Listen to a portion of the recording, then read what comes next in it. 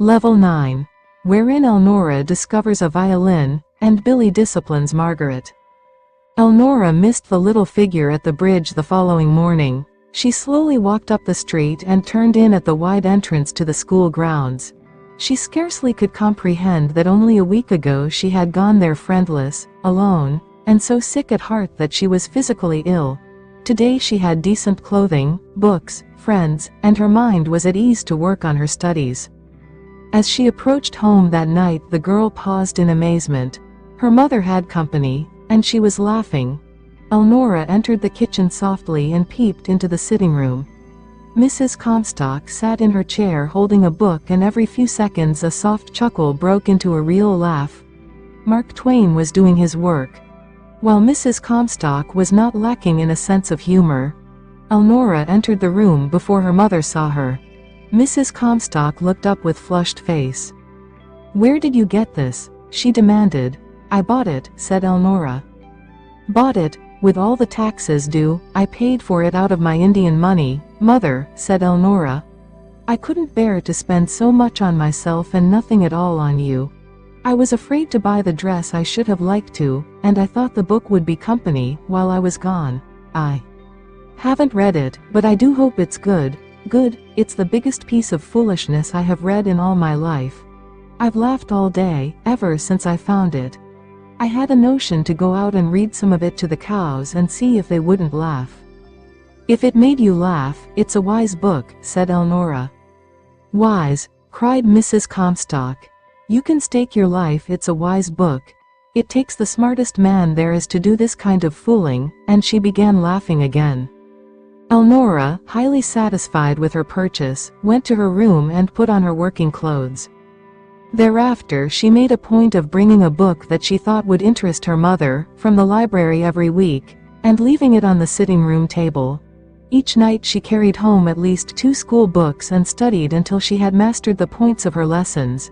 She did her share of the work faithfully, and every available minute she was in the fields searching for cocoons, for the moths promised to become her largest source of income. She gathered baskets of nests, flowers, mosses, insects, and all sorts of natural history specimens and sold them to the grade teachers. At first she tried to tell these instructors what to teach their pupils about the specimens, but recognizing how much more she knew than they, one after another begged her to study at home, and use her spare hours in school to exhibit and explain nature subjects to their pupils. Elnora loved the work, and she needed the money, for every few days some matter of expense arose that she had not expected. From the first week she had been received and invited with the crowd of girls in her class, and it was their custom in passing through the business part of the city to stop at the confectioners and take turns in treating to expensive candies, ice cream sodas, hot chocolate, or whatever they fancied. When first Elnora was asked she accepted without understanding. The second time she went because she seldom had tasted these things, and they were so delicious she could not resist. After that she went because she knew all about it, and had decided to go.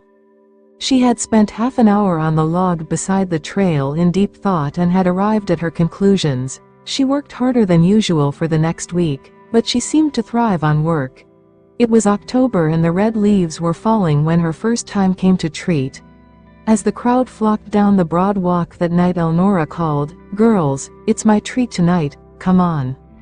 She led the way through the city to the grocery they patronized when they had a small spread, and entering came out with a basket, which she carried to the bridge on her home road. There she arranged the girls in 2 rows on the cement abutments, and opening her basket she gravely offered each girl an exquisite little basket of bark, lined with red leaves, in one end of which nestled a juicy big red apple and in the other a spicy donut not an hour from Margaret Sinton's frying basket. Another time she offered big balls of popped corn stuck together with maple sugar, and liberally sprinkled with beechnut kernels. Again it was hickory nut kernels glazed with sugar, another time maple candy, and once a basket of warm pumpkin pies. She never made any apology, or offered any excuse. She simply gave what she could afford, and the change was as welcome to those city girls accustomed to sodas and French candy, as were these same things to Elnora surfeited on popcorn and pie. In her room was a little slip containing a record of the number of weeks in the school year, the times it would be her turn to treat and the dates on which such occasions would fall, with a number of suggestions beside each. Once the girls almost fought over a basket lined with yellow leaves, and filled with fat, very ripe red haws. In late October there was a riot over one which was lined with red leaves and contained big fragrant pawpaws frost-bitten to a perfect degree. Then hazelnuts were ripe, and once they served. One day Elnora, at her wit's end, explained to her mother that the girls had given her things and she wanted to treat them. Mrs. Comstock, with characteristic stubbornness, had said she would leave a basket at the grocery for her, but firmly declined to say what would be in it. All day Elnora struggled to keep her mind on her books. For hours she wavered in tense uncertainty. What would her mother do? Should she take the girls to the confectioner's that night or risk the basket? Mrs. Comstock could make delicious things to eat, but would she? As they left the building, Elnora made a final rapid mental calculation. She could not see her way clear to a decent treat for 10 people for less than $2, and if the basket proved to be nice, then the money would be wasted. She decided to risk it. As they went to the bridge, the girls were betting on what the treat would be, and crowding near Elnora like spoiled small children. Elnora set down the basket. "Girls," she said, "I don't know what this is myself, so all of us are going to be surprised. Here goes." She lifted the cover, and perfumes from the land of spices rolled up. In one end of the basket lay 10 enormous sugar cakes, the tops of which had been liberally dotted with circles cut from stick candy. The candy had melted in baking and made small transparent wells of waxy sweetness, and in the center of each cake was a fat turtle made from a raisin with cloves for head and feet. The remainder of the basket was filled with big spiced pears that could be held by their stems while they were eaten. The girls shrieked and attacked the cookies, and of all the treats Elnora offered, perhaps none was quite so long remembered as that. When Elnora took her basket, placed her books in it, and started home, all the girls went with her as far as the fence, where she crossed the field to the swamp. At parting they kissed her goodbye. Elnora was a happy girl as she hurried home to thank her mother. She was happy over her books that night, and happy all the way to school the following morning. When the music swelled from the orchestra, her heart almost broke with throbbing joy. For music always had affected her strangely, and since she had been comfortable enough in her surroundings to notice things, she had listened to every note to find what it was that literally hurt her heart, and at last she knew. It was the talking of the violins. They were human voices, and they spoke a language Elnora understood. It seemed to her that she must climb up on the stage, take the instruments from the fingers of the players, and make them speak what was in her heart. That night she said to her mother, "I am perfectly crazy for a violin. I am sure I could play one, sure as I live." Did anyone? Elnora never completed that sentence. "Hush," thundered Mrs. Comstock. "Be quiet. Never mention those things before me again, never as long as you live. I loathe them. They are a snare of the very devil himself. They were made to lure men and women from their homes and their honor. If ever I see you with one in your fingers, I will smash it in pieces." Naturally Elnora hushed, but she thought of nothing else after she had finished her lessons. At last there came a day when for some reason the leader of the orchestra left his violin on the grand piano. That morning Elnora made her first mistake in algebra. At noon, as soon as the building was empty, she slipped into the auditorium, found the side door which led to the stage, and going through the musician's entrance she took the violin. She carried it back into the little side room where the orchestra assembled, closed all the doors, opened the case and lifted out the instrument. She laid it on her breast, dropped her chin on it and drew the bow softly across the strings. One after another she tested the open notes. Gradually her strokes ceased to tremble and she drew the bow firmly. Then her fingers began to fall, and softly, slowly she searched up and down those strings for sounds she knew. Standing in the middle of the floor, she tried over and over. It seemed scarcely a minute before the hall was filled with the sound of hurrying feet, and she was forced to put away the violin and go to her classes. The next day she prayed that the violin would be left again, but her petition was not answered. That night when she returned from the school, she made an excuse to go down to see Billy. He was engaged in hulling walnuts by driving them through holes in a board. His hands were protected by a pair of Margaret's old gloves, but he had speckled his face generously. He appeared well, and greeted Elnora hilariously. "Me and the squirrels are laying up our winter stores," he shouted. "'Cause the cold is coming, and the snowin'. If we have any nuts we have to fix 'em now. But I'm ahead, 'cause Uncle Wesley made me this board, and I can hull a big pile while the old squirrel does only eat one with his teeth." Elnora picked him up and kissed him. "Billy, are you happy?" she asked. "Yes, and so's Snap," answered Billy. "You ought to see him make the dirt fly when he gets after a chipmunk. I bet you he could dig up paw, if anybody wanted him to." "Billy," gasped Margaret as she came out to them. "Well, me and Snap don't want him up, and I bet you Jimmy and Belle don't, either. I ain't been twisty inside once since I've been here, and I don't want to go away, and Snap don't, either. He told me so." "Billy, that is not true. Dogs can't talk," cautioned Margaret. "Then what makes you open the door when he asks you to?" demanded Billy. "Scratching and whining isn't talking. Anyway, it's the best. Snap can talk, and you get up and do things he wants done. Chipmunks can talk too. You ought to hear them damn things holler when Snap gets them. Billy, when you want a cookie for supper and I don't give it to you, it is because you said a wrong word. Well, Billy clapped his hand over his mouth and stained his face in swipes. "Well, for anything, did I go and forget again? The cookies will get all hard, won't they? I bet you $10 I don't say that any more." He espied Wesley and ran to show him a walnut too big to go through the holes, and Elnora and Margaret entered the house. They talked of many things for a time, and then Elnora said suddenly, "Aunt Margaret, I like music." "I've noticed that in you all your life," answered Margaret. "If dogs can't talk, I can make a violin talk," announced Elnora, and then in amazement watched the face of Margaret Sinton grow pale. "A violin?" she wavered. "Where did you get a violin?" "They fairly seemed to speak to me in the orchestra. One day the conductor left his in the auditorium, and I took it, and Aunt Margaret, I can make it do the wind in the swamp, the birds, and the animals. I can make any sound I ever heard on it. If I had a chance to practice a little, I could make it do the orchestra music, too. I don't know how I know, but I do."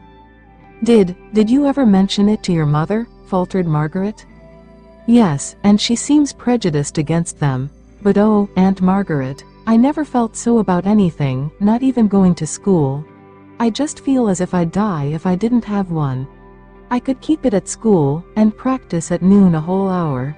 Soon they'd ask me to play in the orchestra. I could keep it in the case and practice in the woods in summer. You'd let me play over here Sunday.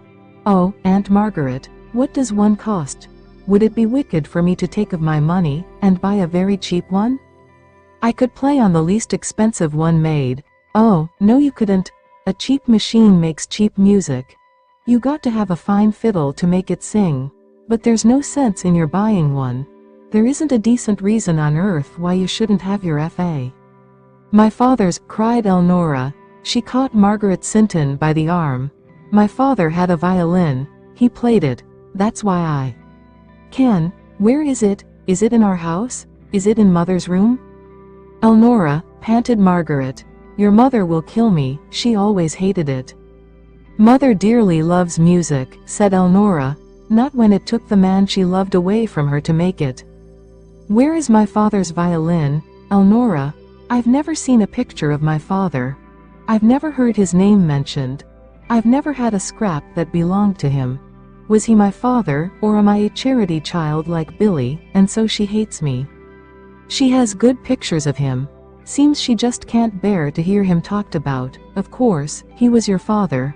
They lived right there when you were born. She doesn't dislike you, she merely tries to make herself think she does. There's no sense in the world in you not having his violin. I've a great notion." "Has Mother got it?" "No, I've never heard her mention it. It was not at home when he died." "Do you know where it is?" Yes. I'm the only person on earth who does, except the one who has it. Who is that? I can't tell you, but I will see if they have it yet, and get it if I can. But if your mother finds it out, she will never forgive me. I can't help it, said Elnora. I want that violin. I'll go tomorrow, and see if it has been destroyed. Destroyed? Oh, Aunt Margaret, would anyone dare? I hardly think so. It was a good instrument. He played it like a master. Tell me, breathed Elnora. His hair was red and curled more than yours, and his eyes were blue. He was tall, slim, and the very imp of mischief. He joked and teased all day until he picked up that violin. Then his head bent over it, and his eyes got big and earnest. He seemed to listen as if he first heard the notes, and then copied them. Sometimes he drew the bow trembly, like he wasn't sure it was right, and he might have to try again. He could almost drive you crazy when he wanted to, and no man that ever lived could make you dance as he could. He made it all up as he went. He seemed to listen for his dancing music, too. It appeared to come to him. He'd begin to play and you had to keep time. You couldn't be still. He loved to sweep a crowd around with that bow of his. I think it was the thing you call inspiration. I can see him now, his handsome head bent, his cheeks red, his eyes snapping, and that bow going across the strings, and driving us like sheep. He always kept his body swinging, and he loved to play. He often slighted his work shamefully, and sometimes her a little. That is why she hated it. Elnora, what are you making me do? The tears were rolling down Elnora's cheeks. Oh, Aunt Margaret, she sobbed.